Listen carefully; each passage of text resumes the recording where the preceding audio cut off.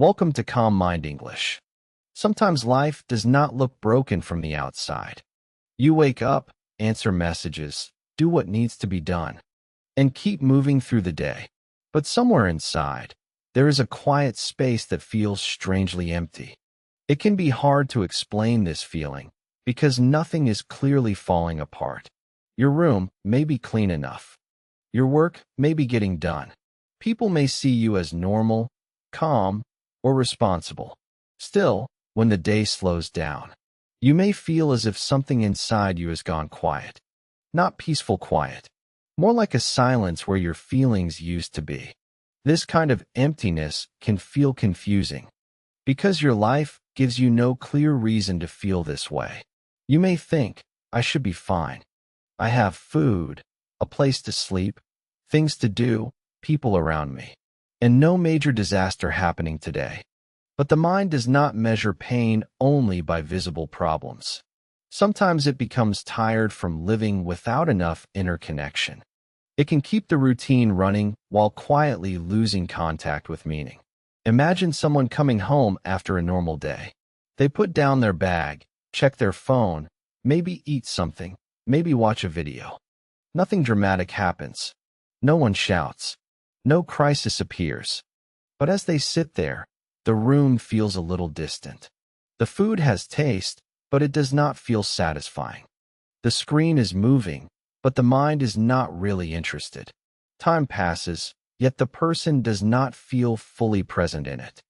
This is often the shape of inner emptiness. It does not always arrive as sadness. It may arrive as a lack of color, a sense that the day happened, but did not touch you. You may still laugh at something small. You may still answer kindly when someone talks to you. You may still finish your tasks. That is why this feeling can hide for a long time. From the outside, functioning can look like wellness. But inside, functioning can sometimes become a quiet form of survival. You are doing what life asks, but you are not really feeling connected to the life you are doing. There is a difference between having a life that looks fine and having a life that feels alive from the inside. A person can be surrounded by normal routines and still feel emotionally far away from themselves. This does not mean you are ungrateful. It does not mean you are broken. It may mean that your inner world has been waiting for attention, while your outer world kept receiving all your energy. Many people live like this for weeks, months, or even years. They become good at keeping the surface steady. They pay the bills, show up to work, take care of family, reply to messages, and keep their face composed. But each day, a small part of them feels less involved. They stop asking what they want. They stop noticing what makes them feel lighter. They stop expecting the day to contain anything personal. Life becomes a list of things to manage. Wake up, prepare, work, eat, clean, scroll, sleep, repeat. Nothing in that list is wrong. These are normal parts of life.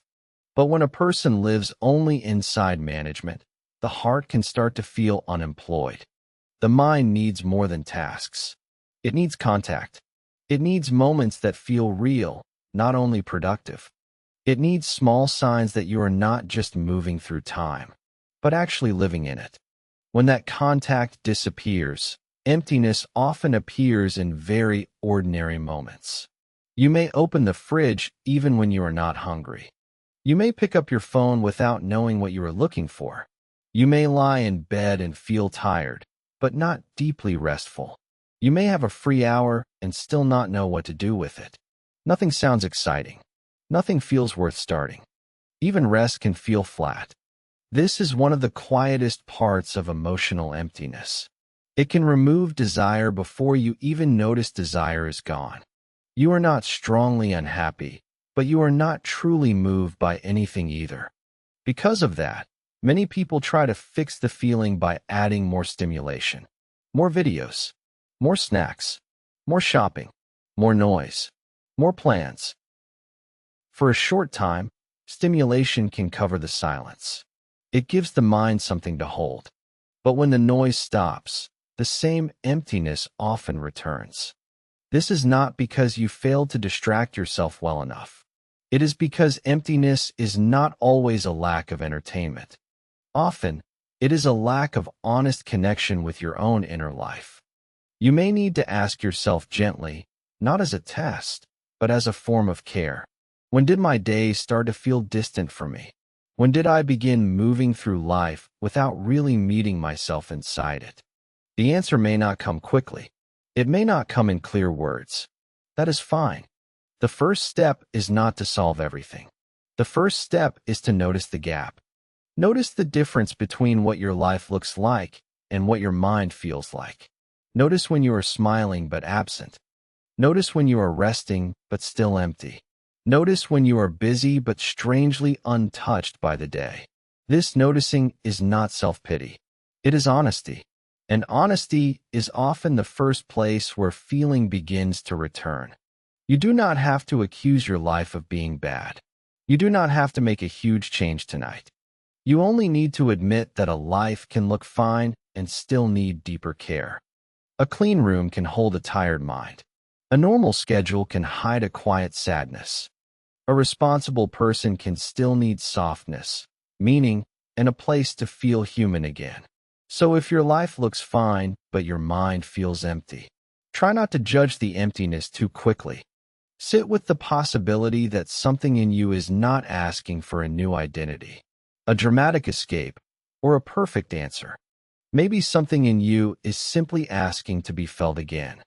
Maybe the emptiness is not the end of your emotional life. Maybe it is a signal that your inner world has been waiting behind the noise, behind the duties, behind the normal-looking days.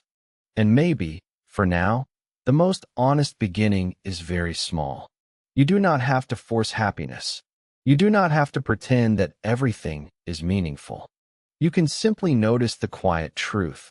My life is moving, but my mind needs to come back with me. There is a kind of tiredness that does not look like tiredness from the outside. You still answer messages. You still go to work. You still buy groceries, clean what needs to be cleaned, and show up where you are expected to show up. But somewhere inside, you are not fully there. Your body is present in the room, but your mind feels a few steps away from your own life. This can happen slowly. It does not usually arrive like a sudden storm. It comes through repetition, through too many days where you do what is needed, but rarely ask what is alive in you. At first, you may not notice it. A busy season begins. You tell yourself you will rest later. You tell yourself everyone is tired. Everyone is dealing with something. Everyone has responsibilities. So you keep moving. You become reliable. You become good at handling things. You become the kind of person who can get through the day even when your inner world feels quiet. From the outside, this may look like strength. And in some ways, it is strength. There is real value in being able to continue to care for others, to finish the task, to stay steady when life asks a lot from you. But a person cannot live only as a function. You are not only someone who completes duties. You are also someone who needs interest, warmth, curiosity, rest, and small reasons to feel connected to the day. When those parts of you are ignored for too long, the mind does something very subtle. It starts to lower the volume of desire. You may stop asking what you want. You may stop noticing what you enjoy. You may become so used to being practical that even simple pleasure begins to feel unnecessary. A song plays, but you do not really hear it. A sunny afternoon passes, but it does not reach you. Someone asks what you want to eat, and you say, anything is fine, because inside, nothing clearly pulls you. At first, this may seem small, but over time, these small disconnections collect. Life becomes something you manage instead of something you feel. This is one reason emptiness can appear in a life that looks normal. Nothing dramatic has to be broken. Sometimes the deeper problem is that your inner life has been pushed to the side for too long. You may have spent months or years responding to what life demanded from you. Work needed attention. Family needed attention. Money needed attention. Problems needed attention. And because these things were real, you did not feel allowed to stop and ask, what about me? Not in a selfish way, in a human way. What do I miss? What do I need? What feels heavy? What feels true? What kind of day would make me feel a little more alive? When these questions disappear, emptiness can grow in their place. Not because your life is meaningless, but because you have lost contact with the part of you that gives meaning its shape. Meaning is not always found in big dreams. Often, it is found in small contact. A conversation where you do not perform. A task that feels connected to a purpose. A quiet moment where you can admit what you actually feel. But when your days become only movement, those moments become rare. You wake up and immediately enter the list. You check what needs to be done. You move from one responsibility to the next. Even rest can become another task. You sit down, but you do not feel rested. You watch something, but you do not feel nourished. You sleep, but the next morning feels emotionally similar to the day before. This is because the mind does not only need time off. It needs contact with something real. A person can have free time and still feel empty if that time is filled only with escape. A person can be surrounded by people and still feel lonely if there is no space to be honest. A person can achieve goals and still feel numb if those goals are no longer connected to the heart. Imagine someone named Daniel. His life is not falling apart. He has a job. He pays his bills. He replies politely. He keeps his place reasonably clean. When people ask how he is doing, he says he is fine. He is not lying exactly.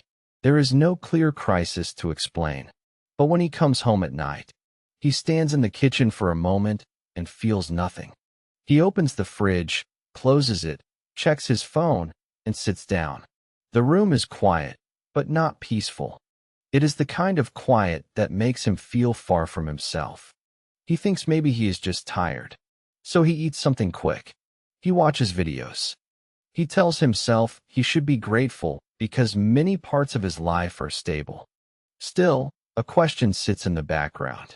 Why does everything feel so flat? Daniel is not broken. He is disconnected. For a long time, he has been living in response mode. He has been answering the needs of the day, but not listening to the needs of his inner life. This is a common pattern. When life becomes full of obligations, the mind can learn to move quickly past emotion. Feelings take time. Desire takes attention. Sadness takes space. Even joy requires presence. If there is no room for these things, the mind may begin to treat them as interruptions. So you become efficient. You become calm on the surface. You become someone who can keep going. But the cost is that your emotions stop feeling welcome inside your own life. This does not mean you should abandon your responsibilities. It means responsibility cannot be the only language you speak to yourself. There has to be another language too, a quieter one, the language of noticing, the language of preference, the language of small honesty.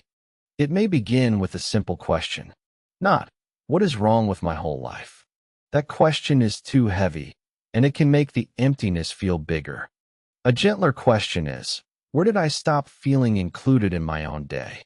Maybe it happened when every morning became rushed. Maybe it happened when your phone became the only easy comfort. Maybe it happened when you stopped sharing the truth, because you did not want to burden anyone. Maybe it happened when you became so focused on being useful that you forgot to be present. The mind feels empty when it is rarely invited into the life you are living. It watches you complete tasks, make plans, and handle responsibilities, but it does not feel touched by them. That is why the solution is not always to chase excitement. Sometimes the first step is to return attention to the ordinary parts of your life and let them become personal again. Make one choice slowly. Eat one meal without rushing through it. Walk without turning the walk into another productivity tool. Speak one honest sentence to someone safe. These actions may look too small to matter, but they tell your mind something important. You are not only here to perform. You are allowed to experience your own life. Emptiness often grows when life becomes a place where you are needed, but not felt. So the return begins when you let yourself feel one small part of the day again. Not perfectly, not constantly, just enough to remind the mind that there is still a person here, underneath the schedule and the habits. There is someone who still has preferences, even if they are quiet. Someone who still needs warmth, even if they have learned to live without asking for it. Someone who still wants meaning, even if they are too tired to name it clearly. When your life looks fine, but your mind feels empty, it may be because you have been living beside yourself instead of with yourself. And that can change slowly, not through pressure, not through a dramatic decision. It can begin when you stop treating your inner life as something you will return to later. Later can become years. Later can become a whole way of living. So maybe today, you do not need to fix the emptiness. Maybe you only need to make one small place where your real self is allowed to appear. A few honest words, a quiet walk, a small preference, a moment where you stop asking only what must be done and ask what feels true. That is how the mind begins to come closer again. It does not always return through a big emotional breakthrough. Sometimes it returns through one ordinary moment where you finally include yourself. Sometimes the mind becomes empty because it has been protecting you for too long. Emotional numbness can feel like a problem, but it often begins as a defense. When there is too much stress, too much disappointment, too much pressure, or too many feelings that cannot be solved quickly, the mind may lower the volume. It does this so you can keep moving. At first, this protection can help. If you felt everything at full strength while still needing to work, care for others, make decisions, and handle daily life, you might feel overwhelmed. So the mind creates distance. It says, feel less for now. Get through the day first. But when that distance stays for too long, it can become a new normal. You may stop feeling pain sharply, but you may also stop feeling joy clearly. You may not cry as easily, but you may not feel excited either. You may become calm on the surface, but the calm does not feel peaceful. It feels flat. This is why numbness can be so confusing. It does not always look like suffering. Sometimes it looks like quietness. It looks like being reasonable. It looks like saying, I am fine, even when fine means you cannot reach your own feelings. Imagine an evening after a long day. The house is quiet. The lights are low. There is no emergency. You sit down and open your phone because the silence feels too wide. You scroll through videos, messages, news, and random images. Your eyes move. Your thumb moves. Time moves. But inside, nothing really moves with it. For a while, this helps. It gives your mind something easy to follow. It keeps you away from the strange, empty feeling in your chest. It makes the evening pass without asking too much from you. But after an hour, you feel the same, maybe even more distant. This is the hidden cost of numbness. It can help you avoid discomfort, but it can also block comfort from reaching you. Food may taste good for a moment, but it does not satisfy the deeper hunger. Entertainment may distract you, but it does not restore you. Sleep may reset the body, but the same blank feeling may return the next day. This does not mean those things are bad. Rest, food, shows, and phones are not the enemy. The issue is when they become the only way to avoid meeting your inner silence.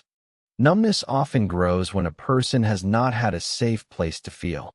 Maybe every time you felt sad, you had to become practical. Maybe every time you were tired, there was still more to do. Maybe every time you wanted to speak honestly, you decided it would be easier to stay quiet. Slowly, the mind learns that feelings are inconvenient. It learns to push them down before they rise too high. And then one day, you wonder why life feels empty. The feelings did not disappear. They went underground. They may show up as tiredness, irritability, boredom, or a quiet lack of interest. They may appear as the need to stay busy because stillness feels uncomfortable. They may appear as the habit of filling every quiet moment with sound, light, or distraction. When the mind has used numbness as protection, silence can feel risky. Stillness can feel like something might come up, so you keep the noise close. But the goal is not to force yourself to feel everything at once. That would not be gentle, and it would not be wise. The goal is to create small, safe openings. You can start by noticing the numbness without fighting it. Instead of saying, "Why am I like this?" you can say, "Something in me has been trying to protect me." That shift matters. It turns self-blame into understanding. Then you can ask one simple question. What feeling might be under this blankness? You do not need a perfect answer. Maybe the answer is tired. Maybe it is lonely. Maybe it is disappointed. Maybe it is nothing clear, only a heavy quietness. Let the answer be small. When feelings have been pushed away for a long time, they often return slowly. They do not always come back as a strong wave. Sometimes they return as a tiny preference. I want a quieter room. I want to go outside. I do not want to keep pretending tonight. I miss someone. I need to stop rushing. These small signals are important. They are signs that the inner world is beginning to speak again. Numbness softens when the body feels safe enough to feel. This is why simple physical things can help more than complicated thinking. Warm light, a clean corner, a slow walk, a glass of water, a hand resting on the chest. A few minutes without input. Not as a performance, not as another task to complete, just as a way of telling the nervous system, there is no emergency in this moment. The body often believes safety before the mind does. If your life looks fine, but your mind feels empty, the answer may not be to search harder for meaning right away. Sometimes the first answer is to reduce the pressure around your feelings. Let them return without demanding that they explain themselves. You do not have to turn numbness into wisdom immediately. You do not have to understand your whole life tonight. You only need to stop treating your emptiness as an enemy. It may be a tired guard that has stood at the door for too long. It protected you when life felt too heavy. But now, little by little, you can teach it that not every feeling is dangerous. Some feelings are painful, but they also bring you back to life. Some feelings are uncomfortable, but they make the world feel real again. And some feelings are quiet at first. So quiet you almost miss them. A small interest, a small sadness, a small wish, a small sense that you are still here. That is where reconnection begins. Not with a sudden breakthrough, but with the first gentle moment when something inside you starts to feel reachable again. You do not return to yourself by forcing a big emotional change. Most of the time, you return through small contact. The mind that feels empty does not need pressure first. It needs one honest moment where life becomes a little more real again. This can begin in a very ordinary place. Maybe you are standing near the kitchen counter in the morning, waiting for water to boil.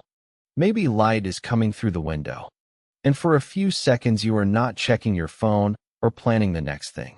You notice the sound of the kettle, the cool floor under your feet, the quiet shape of the room. Nothing dramatic happens, but you are slightly more present than you were before. Emptiness often grows when life becomes too automatic. You wake up, move, answer, work, eat, scroll, sleep, and repeat. The days continue, but your attention is rarely allowed to land. Your body is in the room, yet your mind is already somewhere else, solving, waiting, comparing, preparing. So reconnection is not only about finding a new purpose. Sometimes it is about letting your attention touch the life that is already here. The cup in your hand, the air outside your door, the face of someone you live with, the quiet sound of your own breathing. When you are not trying to become someone better for a moment. This may sound small because emptiness feels like a large problem. But a numb mind usually cannot respond to large solutions right away. If you demand meaning, passion, and clarity from yourself immediately. The mind may close down even more. It may feel like another task, another performance, another reason to judge yourself. A gentler way is to ask for contact, not transformation. Contact means you touch one part of your day with real attention. You eat one meal without rushing through every bite. You step outside and notice the temperature on your skin. You send one honest message instead of only sending the easy answer.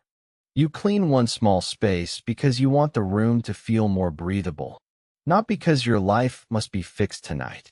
There is a difference between escaping silence and entering silence. Escaping silence looks like filling every empty space, because you are afraid of what might appear. Entering silence is slower. It means you give yourself a few minutes where nothing has to entertain you, impress you, or distract you. At first, it may feel uncomfortable. Then, very quietly, you may begin to hear what has been covered by noise. Maybe what appears is sadness. Maybe it is boredom.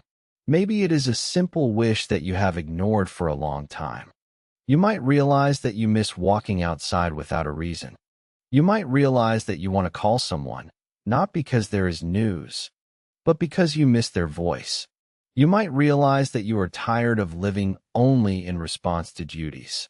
These realizations do not need to become a life plan immediately. Let them be signals. A signal does not tell you the whole path. It only tells you that something inside is still awake enough to speak. When your mind feels empty, one helpful question is not, "What is wrong with me?" A better question is, "Where have I stopped making real contact with my own life?" The answer may be simple. You may have stopped resting without guilt. You may have stopped doing things slowly. You may have stopped choosing small pleasures because they did not seem useful enough. A life that looks fine can still become emotionally thin. When everything is measured by function, did it help? Did it produce something? Did it save time? Did it make sense? These questions are useful in work, money, and responsibility. But a human being cannot live only by usefulness. The heart needs moments that do not need to prove their value. A slow walk can be valuable even if it does not solve anything. A quiet song can matter even if it does not make you productive. Sitting with your child, your partner, your friend, or even by yourself can be meaningful without becoming a lesson. Some parts of life are not tools. They are places where you remember that you are alive. This is why small rituals can help. Not perfect routines. Not strict plans that make you feel guilty when you miss them. Just simple, repeated moments that tell your mind, "I am here again." A glass of water before looking at your phone. 5 minutes by a window. Writing one sentence about how the day actually felt. Turning off one source of noise before bed. The power of a ritual is not in its size. It is in the signal it sends. It tells your mind that you are not only a worker, a parent, a partner, a problem solver, or a person trying to keep life together. You are also someone who can be met. You are someone worth returning to, slowly and patiently. Some days, you may feel nothing during these small moments. That does not mean they are useless. When feeling has been distant for a long time, it may return quietly. It may come as a small sense of relief, then disappear. It may come as tears you did not expect. It may come as a small interest in something you used to enjoy. Let the return be uneven. Do not turn healing into another performance. You do not need to feel grateful every morning. You do not need to feel inspired every night. You are allowed to rebuild contact with life in a simple, imperfect way. The goal is not to become a different person by tomorrow. The goal is to stop abandoning the quiet parts of yourself. The part that wants rest. The part that wants beauty. The part that wants a little room to feel without being rushed. And as you reconnect, your life may still look mostly the same from the outside. The same home, the same job, the same responsibilities. But inside, something begins to soften. The day is no longer only a list of things to get through. It becomes a place where small moments can reach you again. Maybe tonight, You do not need to solve the emptiness completely. Maybe you only need to make one small point of contact. Put the phone down for a few minutes. Notice the room around you. Let one honest feeling have a little space. A life can look fine and still need warmth. A mind can feel empty and still be waiting for gentle attention. Start there, with one quiet moment that feels real.